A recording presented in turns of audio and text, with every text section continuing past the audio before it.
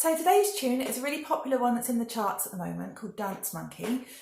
It's based around 4 chords. I'm going to show you the chords and how to play them. You can do them just on the right hand or you can do them on both hands, and it depends how easy you find it.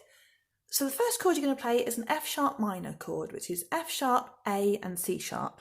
Up quite high, so here we are, F sharp, A, C sharp, that's your first chord. Okay, the second chord is quite a good pair of it because you're going to keep the F sharp and the A, but you're just going to move down so your thumb comes down to D, and you've got D, F sharp, A.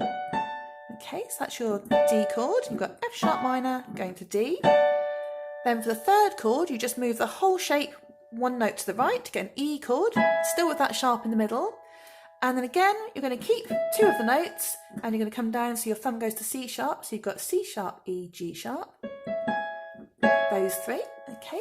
And that's the 4 chords that you need for the whole song. So it's F sharp minor, coming down to D, up 1 to E, jumping down to C sharp minor.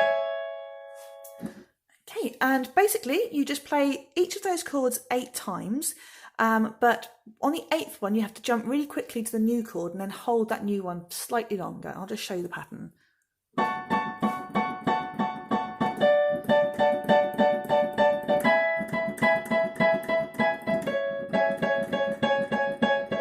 Okay, and that's it.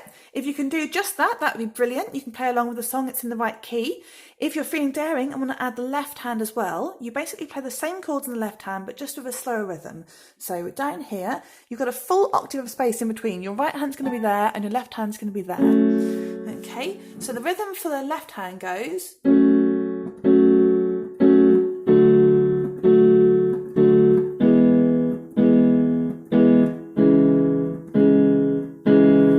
And if I try putting the 2 together, this is how it should sound. And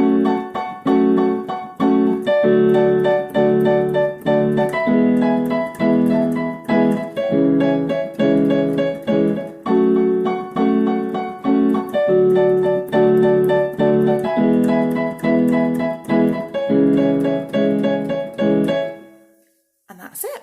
So if you're playing along with the song, you'll hear there's some places where it all stops and places where you have just the left hand playing some bass notes. So it'd still be the same notes. Those